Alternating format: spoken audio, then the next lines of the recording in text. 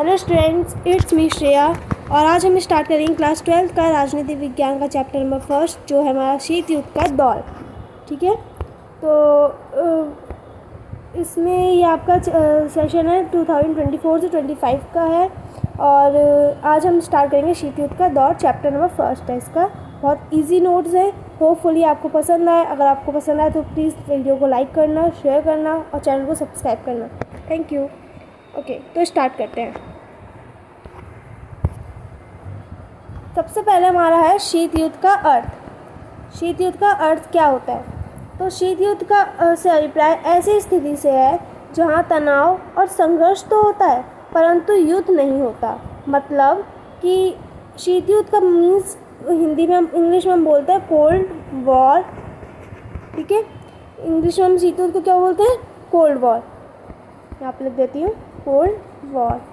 Okay, और शीत युद्ध से ये होता है कि ऐसी स्थिति उत्पन्न होना जहाँ पे तनाव हो, संघर्ष हो, लड़ाई जैसे माहौल उत्पन्न हो जाए, युद्ध जैसी संभावनाएं सदैव बनी रहें। ठीक है, लेकिन वास्तविक रूप में कभी भी कोई भी युद्ध ना हो, उससे हम बोलते हैं शीत युद्ध। ठीक है, उसे हम क्या बोलते हैं? शीत युद्ध। जहाँ पे कोई भी युद्ध ना हो, बस युद्ध जैसी संभावनाएं हो, तनाव और संघर्ष उत्पन्न रहे हमेशा, लेकिन कोई युद्ध ना हो, उसे हम शीत युद्ध बोलते हैं। समझ में आ गया इतना? आगे चलते हैं। शीत युद्ध का दौर। शीत युद्ध का दौर कब से कब तक था? तो सन 1945 से लेकर 1991 तक के समय को शीत युद्ध के दौर के रूप में माना जाता है।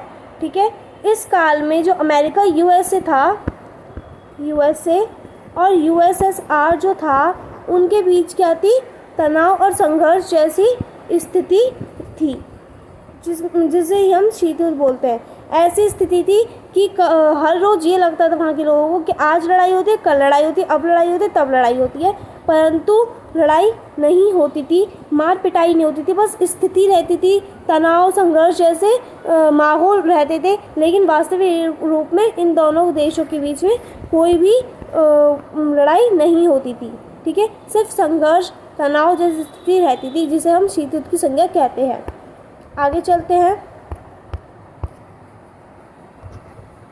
दो ध्रुवीय विश्व क्या है? दो ध्रुवीय विश्व क्या है? विश्व अमेरिका और सोवियत संघ को विश्व के दो हिस्सों में बांट दिया गया। अब ये है यूएसए, ठीक है, और ये है यूएसएसआर।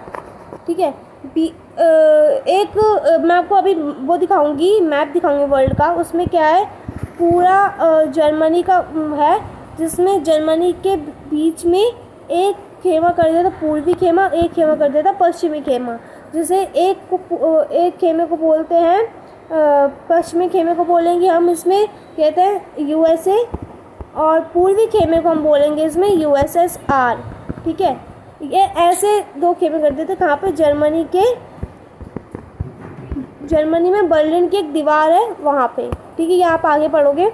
ठीक है, तो अमेरिका में दो हिस्सों बांट दिए गए थे। विश्व के दो खेमे बढ़ गया था, अमेरिका और सोवियत संघ। पहला खेमा था पश्चिमी खेमा, दूसरा खेमा था पूर्वी खेमा। ठीक है, ये लिखा है। पश्चिमी खेमा में था यूएसए, और इसको हम किस नाम से जानते हैं? यूएसए के नाम से जानते हैं, पहली दुनिया के नाम से जानते हैं, और पश्चिमी दुनिया के नाम से जानते हैं, और वेस्ट ब्लॉक के नाम से भी जाना जाता है पश्चिमी खेमे को। पूर्वी खेमे को हम जानते हैं यूएसएसआर, दूसरी दुनिया, पूर्वी गठबंधन और ईस्ट ब्लॉक।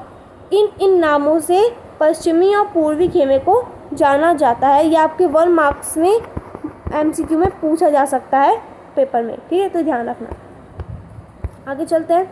अब हाँ, ये आपका है वर्ल्ड का मैप। ठीक है, इसमें क्या है? जर्मनी था, जर्मनी में बर्लिन की दीवार थी, जो कि 1998 में तोड़ी गई थी वहाँ की आम जनता द्वारा। ठीक है, उस बर्लिन की दीवार में एक हिस्सा जो था वो पश्चिमी हिस्सा था, जो कि यूएसएसआर का था, यूएसएसआर यानी अमेरिका का था, और एक हिस्सा था पूर्वी हिस्सा, जो यूएसए का था। सॉरी, गलत कर दिया मैंने। ये है पश्चिमी हिस्सा।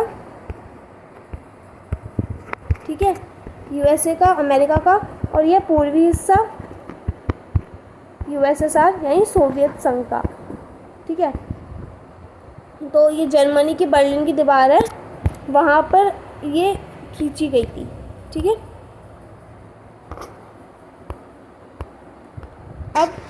अब हमने इतना तो समझ लिया। अब हम आपका ये जो चैप्टर है सेकंड पार्ट में स्टार्ट करेंगे, तब तक आप इसी को इंट्रोडक्शन को ही ढंग से समझिए।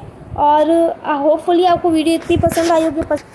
अगर पसंद आई है तो प्लीज़ वीडियो को लाइक करना, शेयर करना और चैनल को सब्सक्राइब करना। इसका आगे का पार्ट मैं जल्दी ही अपने चैनल पे डाल दूँगी। तब तक आप इस इंट्रोडक्शन को समझिए और अपनी पढ़ाई को अच्छे से तैयारी करिए। Okay, thank you, love you, bye bye.